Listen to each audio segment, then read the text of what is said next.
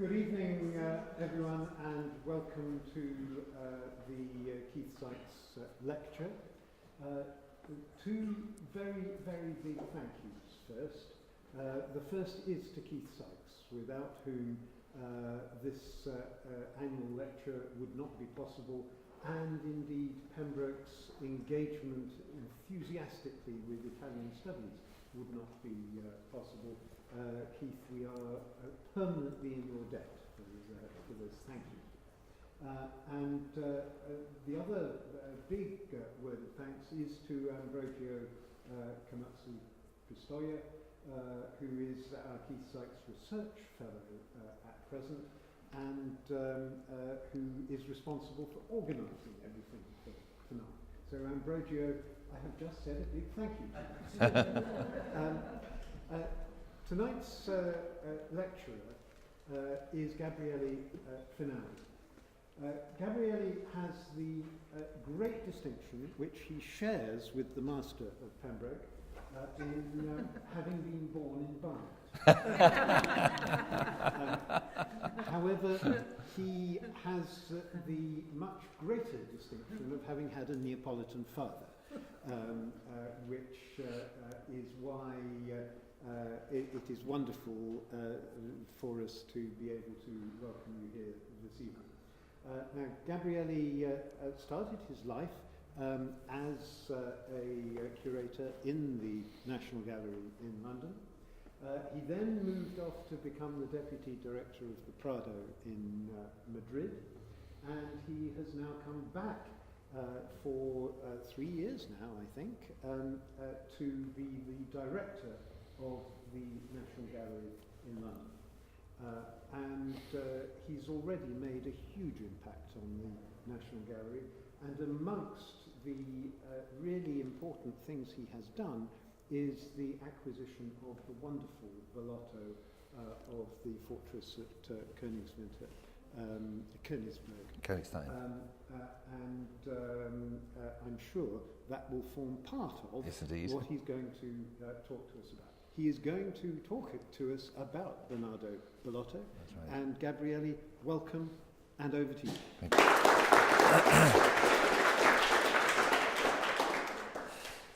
Thank you very much. From one Barnetonian to another, thank you very much, Master, for the welcome. Thank you very much for inviting me to come and speak. Thank you also to Keith Sykes, and indeed to Ambrogio. I'm very pleased to flank my thanks to yours. Thank you very much indeed. As I was coming up on the train, I was thinking mine is not going to be an issues-based talk, actually. I want to talk to you about Bernardo Bellotto. Some of you probably know a great deal about him, but I suspect one of you don't know a great deal about him, and it's an opportunity to say something about a really very fascinating artist, an artist whose youth was spent in Italy, but most of his life, and indeed most of his career, of course, was not spent in Italy, and was spent in the north or in the northeast, which makes him one of those numerous Italian artists in the 18th century who leave their native land to go and work in the courts of Madrid, Paris, St. Petersburg, or indeed in London. So let's get on to the picture straight away. This is a picture which Chris Smith and I have a very special affection for, because this is a picture that the National Gallery was able to acquire last year in the summer, thanks in a great part to the support of the Art Fund, of which Chris Smith is the chair. And the Art Fund has been supporting the National Gallery for many, many years, right from the very beginning, in fact. And some of you may not know that the great Velasquez at the National Gallery of the Rokeby Venus was actually the very first acquisition which the Art Trust, as it now is called, or the Art Fund, as it's now called, made and gave as a gift outright to the National Gallery very shortly after being established. So it was a great way to start. And as you can see, more than 100 years on, the Art Fund is supporting the gallery as well as many other institutions up and down the country. So it is a major addition to the National Gallery's collection, the first major work by Bellotto.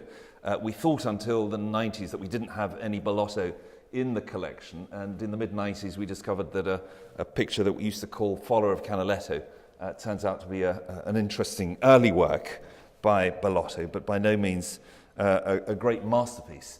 And as you can see, and the picture is actually larger than what you see on screen, you're seeing an artist who deploys a razor-sharp vision, has a real feel for the sweep and drama of a large landscape, who has a tremendous command over both contour and mass, who understands mise en scène, but also understands local anecdote. The picture, interestingly, was stopped at export. As many of you will know, we have a system in this country where we can't actually ban the export of a work of art. We can only stop it temporarily. And during the time that it's stopped, a national institution can step in and seek to acquire it. It's a system that more or less works and has given us the opportunity to acquire some very great works for the collection. It needs, of course, the collaboration and the goodwill of the person who wants to export it in the first place to agree to give it up to the National Gallery, and that isn't always the case. But in this case, it was. So it was possible to acquire for the collection. So Bellotto is an artist who is an itinerant artist. He travels north and east, as I said.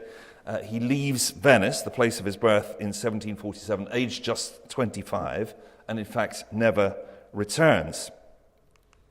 I said that he was one of those Italian artists, architects, musicians, dancers, much in demand in 18th century Europe, particularly in the courts. Pellegrini, for example, who was in London, he was in Holland, he was in Germany.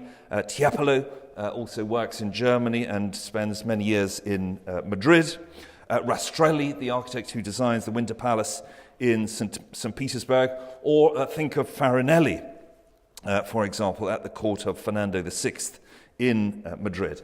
Canaletto, who was Bellotto's uncle and his teacher, came to London in 1746 and made two further quite long visits here, taking right into the mid-1750s. This is one of the spectacular London views that his uncle Antonio Canaletto painted for the Duke of Richmond, the Thames from Richmond House, and you can see why Canaletto was so attractive for British patrons, even when he was in London, because of course never did the Thames look more like the Grand Canal or London more like Venice. Another artist, perhaps slightly less familiar than Bellotto, is Antonio Yoli. He's an artist from Modena who was trained as a scene painter, but developed his career as a painter of city views, which is one of Venice's great sort of 18th century contributions to the history of European painting. He also came to London, first of all, to work in the theatre. He was the scene painter and designer at the King's Theatre in the Haymarket. But he too did some views of London which have this capriccio character to them. So you're seeing this from this, you're seeing a similar view to the one that we just saw in the Canaletto from an invented sort of Baroque loggia. And he went on to work in Madrid and ended his days in Naples, working for the Kingdom of Naples. Now, this is Bellotto towards the end of his career. You can just make out the date, probably 1770, when he's working in Poland. There are several images of him. I said, therefore, that he was the nephew of Canaletto. He was the nephew of Canaletto on his mother's side, who was Canaletto's sister. He trained with him, and he used his name. Venice in the 18th century takes on the traditions from earlier centuries where art was kept in the family. So you have these great dynasties of artists. So it was father that trained son or uncle that trained nephew. Sometimes it was father that trained daughter as well. And so Bellotto was very conscious of the family tradition. He was already the third generation of Venetian view painters, and his fame partly rested on his use of the name. So those who know Bernardo Bellotto and who come from Germany or who come from Austria or who come from Poland know him as Canaletto. So when we say Canaletto, we think of one artist. When our friends in Eastern Europe say Canaletto, they're thinking of another artist, but they are uncle and nephew. In 1742, as a very young man, just 20 years old, he travels to Rome, to Florence, to Lucca, and to Livorno. The early sources said he went to improve his style, but you can see that his style is very dependent on that of his uncle, of Canaletto. In these early Roman views from the 1720s, this is practically a boy painter, 22 or 23 years old. The view of Porta Santo Spirito on the left, paired off with the Arch of Titus on the right. You can see that he's an artist who has a very clear sense of form, a highly developed sensibility towards geometry and perspective, this great sharpness of focus that accompanies him throughout his whole career, but alive to eloquent detail as well. And I just point out, on the chimney stack here, there's somebody who's climbed up there. So you'll see that he likes to introduce these details of daily life, which are often quite intriguing. Clearly, these are not pictures painted in situ. They're based on drawings then worked up in the studio. But also, he must have been a man with absolutely phenomenal visual memory. Now, for those early Roman scenes, we do have one of the drawings that he used for one of his paintings. This drawing is in the National Museum in Warsaw, so it must have been a drawing that accompanied him throughout his whole career. He must have kept this portfolio of drawings with him. And of course, it shows Santa Maria in Araceli on the left and, of course, the Campidoglio on the right. It's clearly a working drawing. It's about working out the perspective, the relationship between the different buildings, getting those relationships right. There's very little anecdotal detail here. That will be added later. And sure enough, when you look at the painting that emerges from it, it is quite astonishing that what is essentially the kind of bare bones of a composition here can then be worked up to that level of detail. As I said, I suspect there wasn't much painting in front of the motif in the case of Bellotto. So it's a combination of the drawing, the phenomenal visual memory, and probably, possibly anyway, some painting, but not necessarily on this canvas itself in front of the motif. This is the picture in Petworth, which emerged from that drawing. And you can see, I think it's become rather more dramatic and more lively. He has this very skillful use of big shadows. You can see that big diagonal shadow across the steps leading up to Santa Maria in Araceli. And this is something that clearly Canaletto also used very, very skillfully. And Bellotto takes with him right through to the end of his career. Interestingly, this painting, we can be confident, is the one that Bernardo Bellotto exhibited in Venice on the feast day of St. Roch, which is on the 16th of August. And on the feast day of St. Roch, there would be an open-air exhibition, a temporary exhibition, where pictures would be hung on the facade of the Gran Scuola di San Rocco. And here you see Canaletto's own representation of the procession on the feast day of St. Roch. This is in the National Gallery's own collection. You can see the doges emerging from the church itself, which has no facade on it. There are the ambassadors and the senators. The doge is down here. And as they come out and are about to be entertained and wined and dined in the scuola itself, you can see this selection of works of art which are being exhibited there in this sort of temporary open-air exhibition. In fact, we know that Canaletto also exhibited on these occasions, and there's a picture there, you can just make it out, which is very, very similar to one of Canaletto's own views of the Grand Canal. Now, this is probably from the mid-1730s, so just a little bit earlier than when Bellotto himself would have exhibited his Roman view, which, of course, very soon after came to England. I said he was briefly in Turin, so he paints two views of the royal palace in Turin. His first royal patron, Charles Emmanuel III, Duke of Savoy and King of Sardinia. And this is the first work which he signs, Bernardo Bellotto, detto il Canaletto, fecit. It's fascinating because he is not only interested in architecture, he's very interested in architecture and very accurate in his rendition of architecture, but he's also interested in how architecture is made. So he's fascinated by these scenes of construction and scaffolding and workers moving the masonry and cement around. And he's also very interested in the sort of estates of society. So you'll see the workman, you'll see the priest, you'll see the aristocrat, you'll see a mix of contemporary society gathered together in his paintings. There's a detail, for example, of the work on the edge of the canal. This is an interesting map because when I think of the National Gallery's collection, we say we're the collection of European art from 1270 to around 1900. But strictly speaking, we're a collection of European art from sort of there.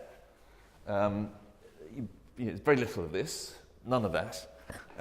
So it is very much a collection of Western European art. And one of the reasons why we were so keen that Bellotto should come into the collection, because Bellotto pushes our representation of European art into those bits of Europe that we have thought of, particularly after the Iron Curtain, as being very distant and probably not really very European at all, whereas, of course, that's a very recent sort of perspective, one which is anyway being very rapidly pushed aside. So Bellotto takes us into Saxony initially, and as you know, in the 18th century, Saxony and Poland were under the same king for two reigns, Augustus II and Augustus III. So Saxony, Poland, Lithuania. The Saxon elector chooses to become Catholic, so he can also be elected to the throne of Poland, which is, of course, a much bigger prize.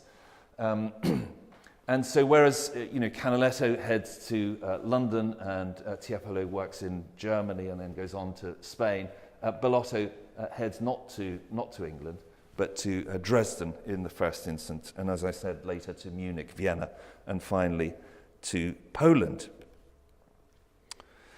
Why did Canaletto and Bellotto move out of Venice, at this stage? Well, clearly the flow of European tourists to Venice is slowing down very considerably as a result of war, the War of Austrian Succession in this case. And so both Bellotto and Canaletto go and look for work where they know work is to be found. So at 25 years old, Bellotto, in 1747, already famous, goes to Dresden to become painter to Augustus III, Elector of Saxony and King of Poland, and in fact is his highest paid court artist from the very first moment in which he arrives. And of course what he's asked to do in Dresden is to paint these magnificent scenes of this new city which is emerging from the waters of the Elbe. So he's really being asked to represent what is a spectacular new city. Practically everything you see there has been recently constructed. Dresden, of course, the capital of Saxony. As I was saying, the city has gone through an extraordinary transformation, particularly under Augustus II, Augustus the Strong, rulers of the House of Wettin, and Augustus III, for whom Bellotto is working directly. Augustus the Strong, you all know, was strong because he was physically strong and could break, famously, horseshoes with his bare hands, but he was also strong, and I'm sorry, I can't do a talk on Augustus or on Bellotto without saying he was strong, because he fathered between 365 and 382 children. There's that wonderful passage in the Norman Davis book on the history of Poland says, unlike his spermatozoa, his political plans didn't always reach their destination. So this shows Dresden from the right bank. It's a very early work from his Dresden years, 1747. Again, he signs himself Bernardo Bellotto, detto Canaletto, 1747, in Dresden. And you can see the great Frauenkirche recently completed. The picture gallery here of Count Bruhl, who was the prime minister under Augustus III, and also a keen patron of Bellotto himself. And then the Hofkirche, or the Catholic cathedral, which lies just on the far side of the bridge. Again, in this case, a work by an Italian architect who'd been brought in to construct the church by Augustus III, an architect called Chiaveri. And because he's documenting the city, he will also represent it from the other end. He views from downriver. And you can see here, whereas in this view the bell tower is not completed, just here on the Hofkirche, on the cathedral. In this one, you can see that it's in the process of being completed. But we know that in 1747 it hadn't actually been built. So clearly he'd been working with architects' drawings from Chiaveri's studio and represented it as if it were just about to be finished. It wasn't finished actually for some years. You can see once again that sort of great sweep of the city, this great control of the effects of light, this rather greyish sky, but sort of blue with a greyish tonality, this beautifully placid water surface with a reflection of the cities in it. These are the elements that sort of constitute Bellotto's great views. In addition to those great sweeping views of the city from the river, he also does a whole series of views in the piazza and of the main building. So this is the Kreuzkirche, which is the old medieval church of the city. In fact, the oldest church in Dresden at the time. He's also asked to go upriver and to paint a view of Pirna. He's working on this large scale, so he has this sort of standard large size, and you can see he does something rather similar here with Pirna, which is about 10 miles upstream, and in the next view does again the same thing he's doing with the Dresden city views, so upstream and downstream. So in Dresden, very early on, he paints 14 very large views. These are these are pictures that require a lot of commitment from the artist. And he then is asked to go on to Pirna and produce these pictures. We have a warrant addressed to the bailiff of Pirna to facilitate Bellotto's work in the town. And there he's clearly wanting to produce what is a very beautiful town in the Saxon possessions, but also a very important part of the chain of fortresses which protect Saxony along the Elbe River.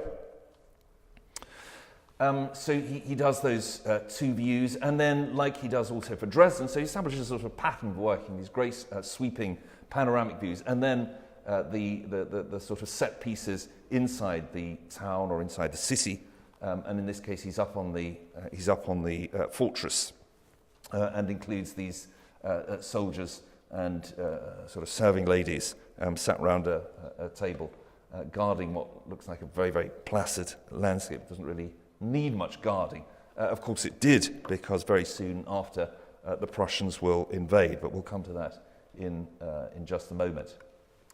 So the picture that the National Gallery has acquired, there you see it in the middle, is one of a group of 5 pictures, 5 views of Königstein, which is another sort of hilltop fortress adjacent to the Elbe River, this time a bit further upstream, 22 miles southeast of Dresden. So having completed those 14 large views of Dresden, 11 of Pirna, which we've just seen, he gets another warrant from Augustus III, addressed to the bailiff of Pirna again, requiring him to support the artist in the work that he's going to do there. So he's working on these 5 pictures. They're all brought to the same level of completion. He may have intended to do more, but of course in August 1756, his work is brought to an abrupt end when Frederick the Great of Prussia invades Saxony. There are 3 exterior views, the 3 at the top, and then 2 interior views. So you can see a certain pattern establishing itself in the way that he confronts these subjects. In 1758, he was paid for them, so there was a recognition that these works had been painted for the court, for Augustus III himself, but they were never delivered. For some reason, they end up in Britain, all 5 of them. They end up in Britain before the end of the 18th century, and possibly even before Bellotto himself dies in 1780. We don't know for the time being how that happened. We are very pleased that it did, because it's meant that several of them anyway can stay in this country. One has gone already, I'm afraid. This one here was bought by the National Gallery of Art in Washington in the mid-1990s, so that's left. But these 2 here, the interior views, were bought by the Manchester City Art Gallery in the 1980s, and these 2 here have been with the Earl of Derby until the National Gallery bought this one here last year. That one remains with the Earl of Derby. So 4 of them remain in this country, and the one at the top right has gone to America. But anyway, in 1759, with Saxony under Prussian occupation and the Elector having fled to Poland, Bellotto and his family decide that they cannot stay in Dresden anymore and move to Vienna. There he produces works for the Empress Maria Theresa and various nobles of the Austrian court. This is one of the most stunning of the views. It doesn't have a big white patch in the middle. And it's the view, of course, from the Belvedere, the upper Belvedere, looking down towards the lower Belvedere with, we can't see the cathedral, which is in the middle, but over there to the left is the relatively recently built church of St. Charles Borromeo. He's for a brief period in Munich after that, but he decides to return to Dresden in 1762, by which time the city looks very different. If this is the Kreuzkirche before he heads to Vienna, this is the Kreuzkirche that he finds on his return. Very shocking image. We had this at an exhibition at the Royal Academy many years ago in the early 90s on Venice and Venetian art in the 18th century, and I think it was one of the pictures that most caught people's attention. The Kreuzkirche had been destroyed by Prussian bombing, and I think that the intention of Bellotto in representing it as a ruin is very much a sort of lament for the grandeur and beauty of Dresden, which had been so brutally injured, and not for the first time, or indeed the last. He paints a very strange picture, which I didn't have a reproduction of 2 noblemen, intended as an allegory with the inscription Inclinata resurgit. So clearly a statement of intentions that the city should rise up again. But this second period in Dresden is not a happy one for Bellotto. He finds that the patronage is no longer there for him. The academy is acquiring a much more prominent role in the practice and in its protagonism in the city. And Bellotto decides that he cannot stay. Also, of course, Augustus III and Count Bruhl both die in 1763, and so he decides shortly afterwards to move to Poland and to work for the newly elected king, who's not a member of the House of Wettin, but is Stanislaus Poniatowski, the last king of Poland. And some of you will be familiar with Stanislaus Poniatowski because his is the collection that was being formed and was intended to be the foundation of a new National Gallery of Poland that, because of the partitioning of Poland, ended up being the Dulwich Picture Gallery in southeast London. So that was going to be the Polish National Collection, but ended up in South London. So he does very well in Poland. In fact, he stays in Warsaw until his death. He paints 26 views of the city, and he's adopting again the same pattern that he adopted for Dresden and for Pirna. This is the city on the bank of the river Vistula with a view of the royal castle. And Bellotto himself appears at lower left with his son Lorenzo, with his son-in-law, who was the royal geographer Hermann Karl de Perthay, and the king himself, Stanislaus Poniatowski, who's sitting beside him. Interestingly, he shows himself with a large canvas on an easel as though he were painting it on the outside. But I think, anyway, the art historians have generally agreed that it was unlikely that that's how he painted his pictures.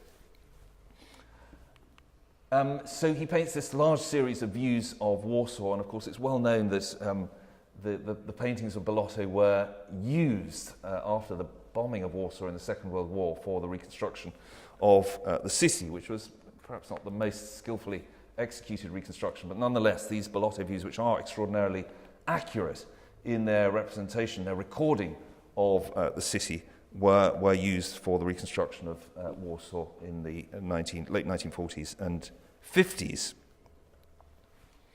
This is the room, the Bellotto room, or Canaletto room as they call it, in the castle in Warsaw, where many of these scenes are gathered together.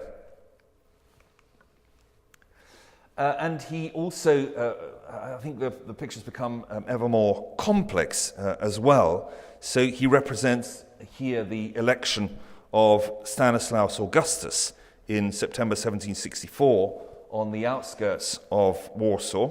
You all know that the King of Poland was democratically elected by the nobility and representatives of Polish-Lithuanian territories. And this is how you do an election of the Polish king.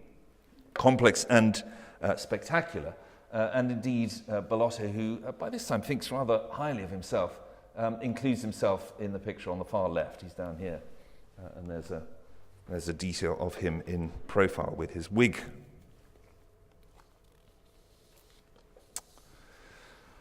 In Poland, he also does what he had done in Dresden, which was to represent some of the most significant set pieces of the city. This is Midowa Street of 1777, with the palace of the Bishop of Krakow, who, when he resided in Warsaw, lived there, and the Capuchin Church, which you can just see the facade of up here, which is where Bellotto was buried when he died in Warsaw in 1780.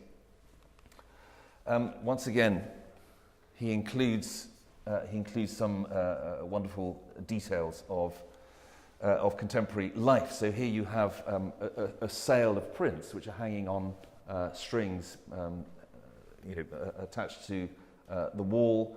You can see beggars. You can see animals. You can see soldiers. You can see men of the cloth, and so on. And I think ultimately this comes from Canaletto, who is fascinated not only with the city itself, the structure of the city, its buildings, its light, but also urban life. And it's very much a sort of 18th century characteristic to be fascinated by the complex makeup of cities. So back to Königstein, the King's Rock. This is a hilltop fortress just on the river. It's the largest hilltop fortification in Europe, and of great importance to the Saxon ruling family because of the family's long-standing association, of course, with Saxony, but in particular with this castle, which has been built on the rock from at least the 12th century. It is as spectacular as you see it in the painting, and it's very interesting to compare views of Königstein as it is today with the views that Bellotto painted, because the Königstein fortress is practically unchanged, and you can see it's a little city practically built on this rocky outcrop.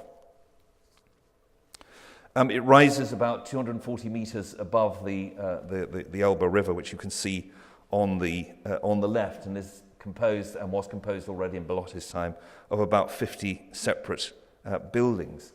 It's famed for never actually having been taken. So the troops of Augustus III preferred to give themselves up, to surrender on the other side of the river before the fortress was itself attacked. So 17,000 troops surrendered at the Lilienstein, which is a bluff of rock that's just on the other side of the river there. Over the course of its history, it's housed a monastery, a palace, it's been the treasury of the Saxon ruling house, it's been a prison and hunting lodge. It also has one of the deepest wells in Europe. I think that's the kind of thing that you read in the guidebook. And this is the view that, one of the views that Bellotto decided to make of it from the north. And one is struck by the extraordinary accuracy of the representation. If I show you this picture here, I think it astonished even me that the view of Königstein as you see it today just has a bit more greenery. But otherwise, it's exactly as Bellotto painted it in the mid-1750s. So it's an extraordinarily accurate rendition of the structure, the rocky outcrop itself, the buildings that rise up from it.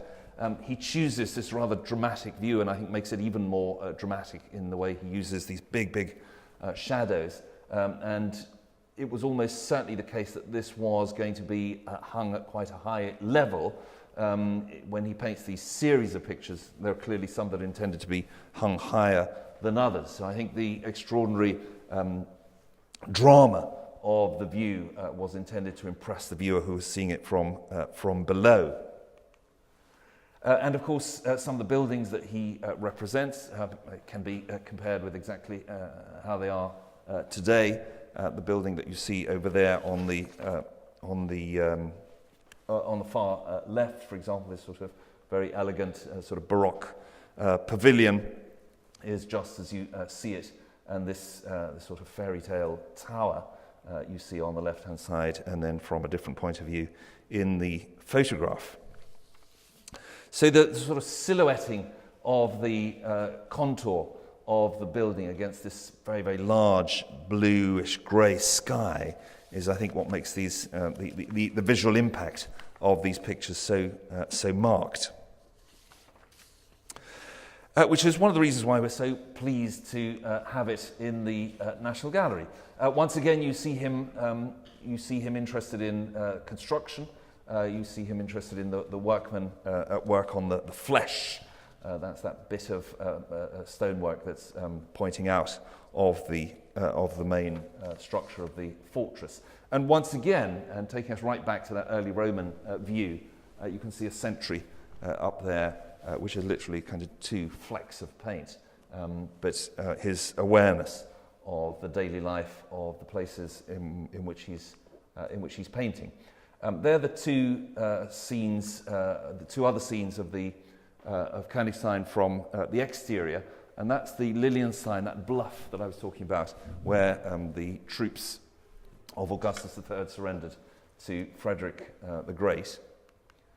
And there are the interior views, so you can see how he's working to this established pattern. But these pictures are enormous, they're sort of 2 meters 30 across. They are extremely impressive. So my last slide, and I didn't want to go on too long. By this time, Bellotto certainly thought himself as grand and ever grander. So by the time he's in Poland, he wants to show himself like a Venetian senator. He wasn't actually a Venetian senator, but Poland was a long way from Venice, and people probably weren't likely to know. And so he shows himself in the grand robes of a Venetian senator, accompanied by other members of the of the court in Poland. He includes a fascinating inscription in the poster on the column, which is a quote from Horace's Ars Poetica, which translates, "Painters and poets have always had equal liberty to do the daring." And I think this is interesting because he chooses to represent himself not in front of a real building, but in front of an invented building. You can see that there are references to Sansovino's famous library in the St. Mark complex in Venice, but this is an invented building. So an artist who specializes in accurate renditions of cities and existing views chooses to celebrate his own achievement, not only with that quotation from Horace, but also by showing himself in front of a building that comes out of his own imagination and shows his power of invention. He is not simply, as it were, a photographic lens which is recording what he sees in front of him. He is capable of extraordinarily complex invention as well. And this really brings us back to Canaletto, who found that for a long time the Academy in Venice was reluctant to introduce him, to welcome him into its ranks, because he was perceived just as a painter of established views which didn't require the faculty of invention and imagination. When eventually he was accepted into the Academy in 1763, his reception piece was a spectacular architectural capriccio and not a view of Venice or of London or indeed of any of the other cities that Canaletto painted. So this idea that to be recognized as a significant and as a great painter, you had to demonstrate qualities of invention. That's exactly what Bellotto is doing here, marking the end of what had been an extraordinarily successful career, and one that I'm very pleased to say that we can now celebrate at the National Gallery with the acquisition of the Fortress of Königstein from the north. Thank you very much.